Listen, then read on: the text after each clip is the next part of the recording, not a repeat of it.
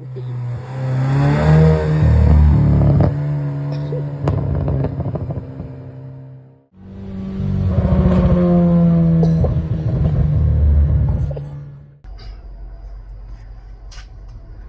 is my 2017 Mazda CX-3, which is tastefully modified. It's running about 184, 185 horsepower right now with some pretty good mods.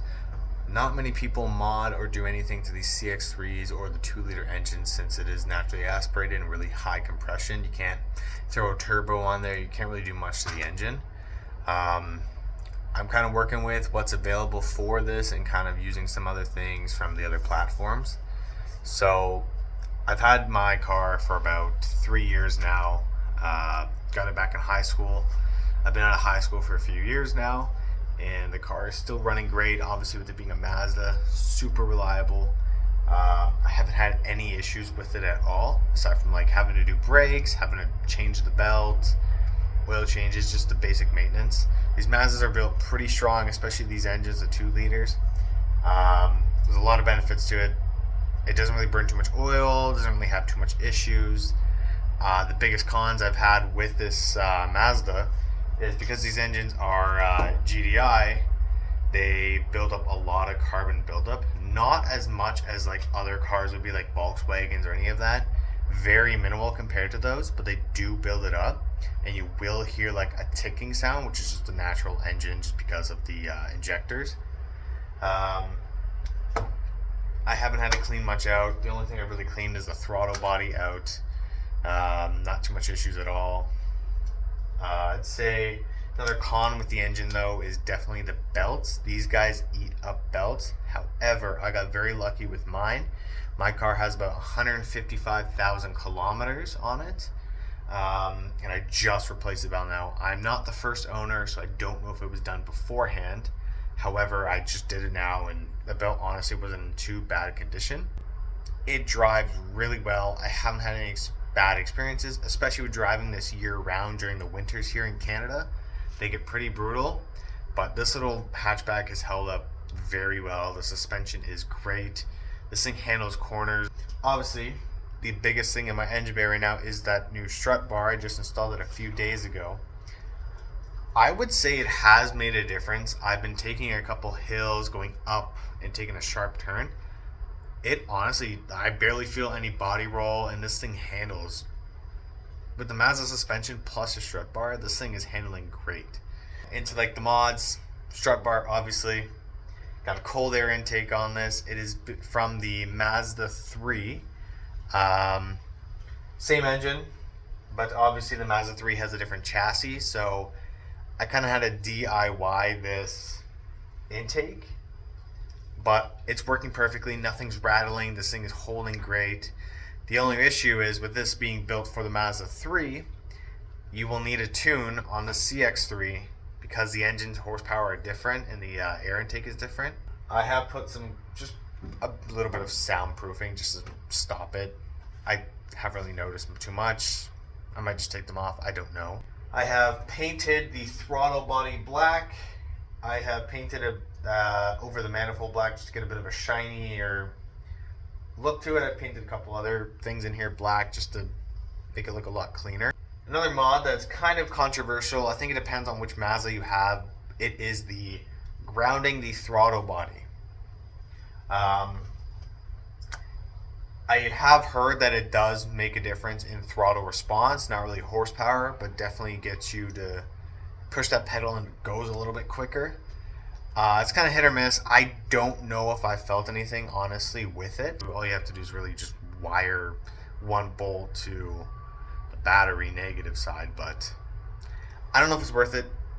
If you want to just do something to your car, you could just do it. Again, I don't know 100% if it has made a difference. I think I felt a little bit of better throttle response. I'm not 100% sure. Going on to the rest of the car modifications. I'll start with the exhaust. Obviously, everyone does exhaust on cars. It's one of the first mods you start to do. I still have the primary headers, primary cat, as there are no aftermarket headers for this Mazda. There are Mazda 2-liter headers somewhere out there, but I think they're like thousands of dollars to do, which I'm not going to spend like $2,000 to throw headers in this, which will gain 10, 15 horsepower. But my secondary cat, I replaced it with a high flow cat. I'm not sure the brand, but it is a high flow one.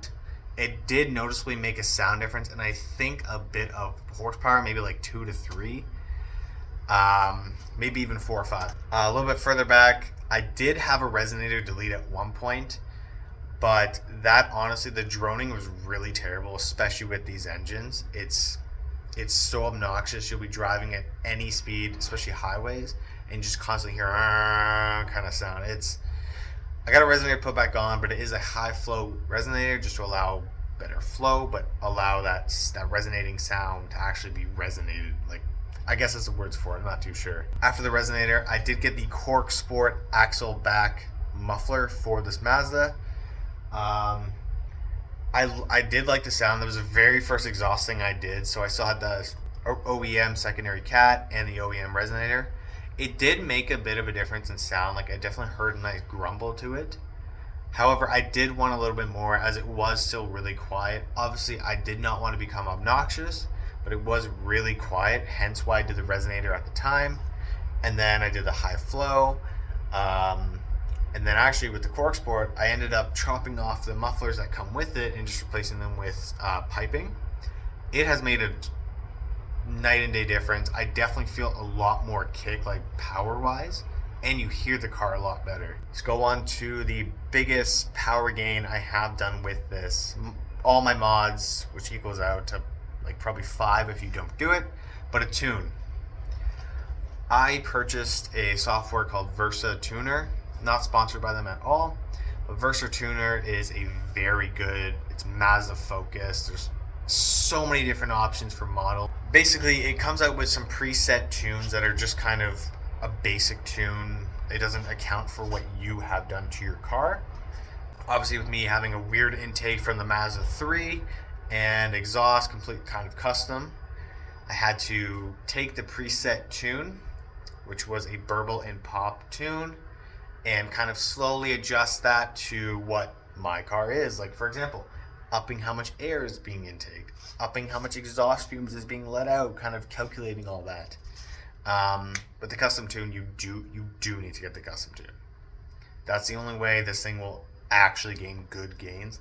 Yes, the preset tune may gain you like 5 to 10 horsepower, but if you get a specific custom tune for what you have done for your car, you'll gain the most amount out of it. With the burble and pop tune, I did have an issue with it. Eventually I started upping how much fuel was being burnt to allow more pops and louder pops. That eventually kept giving me a P0421 code, which is a catalytic deficiency code. So what I did is I took away the pops and tunes. The light stayed on for a little bit. It kept kind of going off and on. But eventually, with just the newest tune I have done, which has no pops, nothing, I haven't had the light come on since. It's been probably 2 to 3 weeks. And with the tune, the car I think stock is around 150, 155. I'm at about 184, 185. It's maybe like a 20 to 30 horsepower gain. But remember, that's with intake, exhaust, and tune. But in a car that weighs like 2,700 pounds, things pushing 185 horsepower, it's pretty quick for what it is. I have been thinking recently, it could be a mod that you can easily do just to get a bit more speed out of the car, maybe not power, is a weight reduction. Rip out the back seats, rip out the spare tire, just kind of rip all the interior out to get less weight so you can get a bit quicker acceleration. Aside from mods, more aesthetic wise, I'll start from the front end. I have blacked out my front grille as well as blacking out my Mazda badge in the front.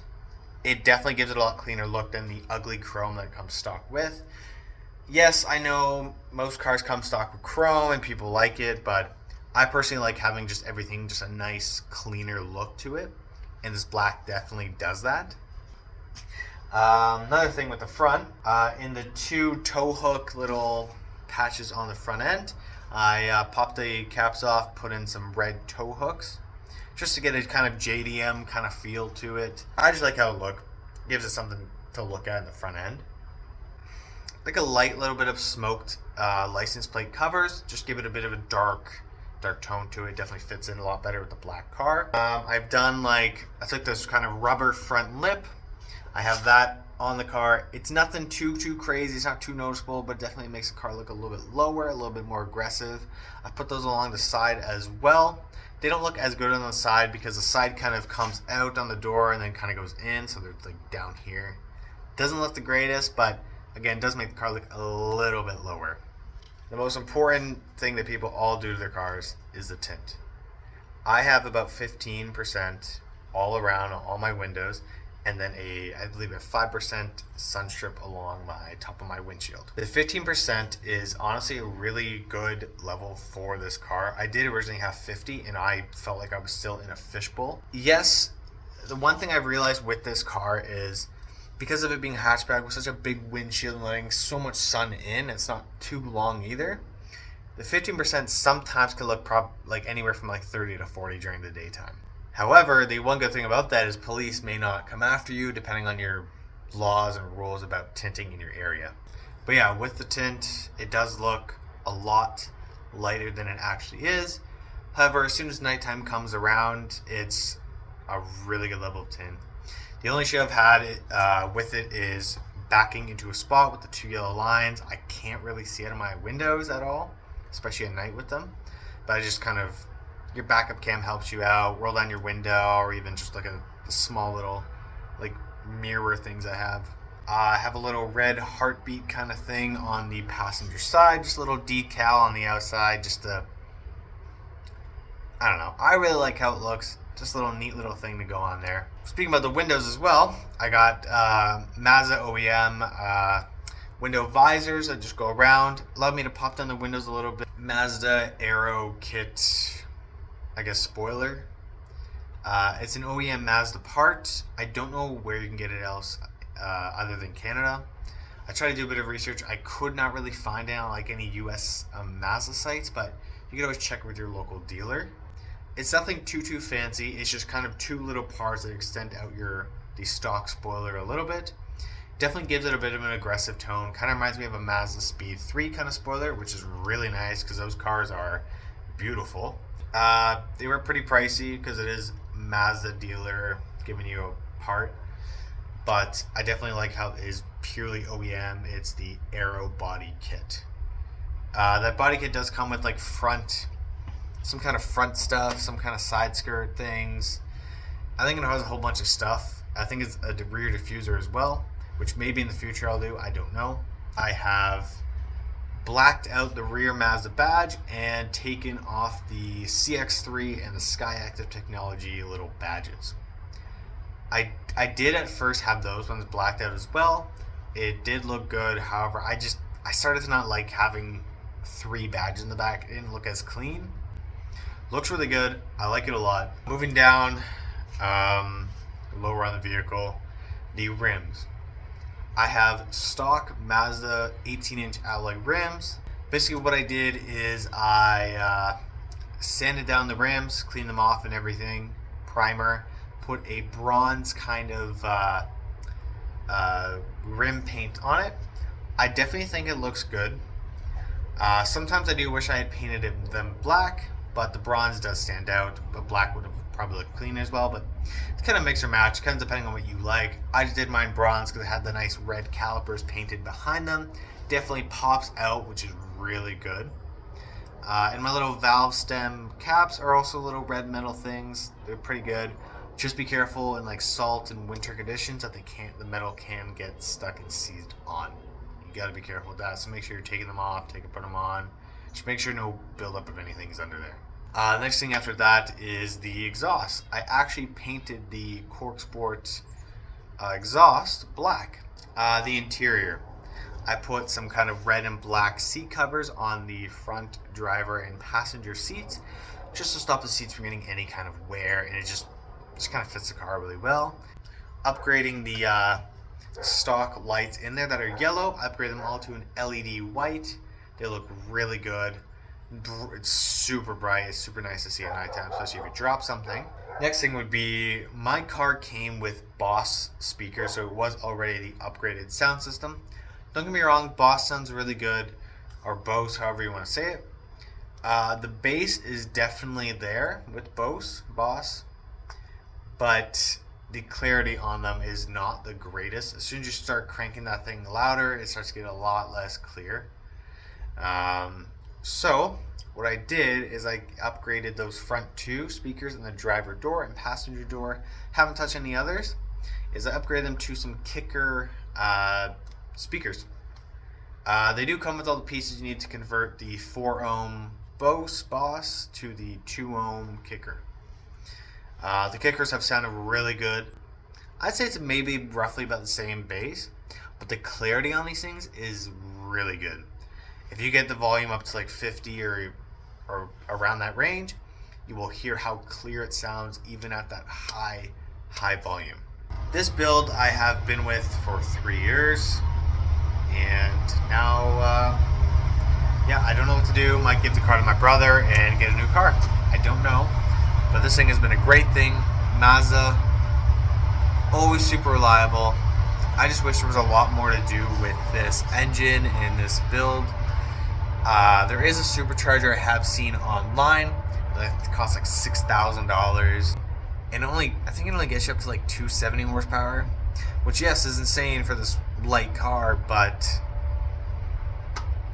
I don't know. It's not the quickest. You'd expect like 300 plus horsepower with a supercharger, but I will probably throw in some clips of how the car sounds. If you have any questions or need any like advice, leave it in the comments below. This is my build, 185 horsepower, NA Mazda CX-3. And thank you for watching.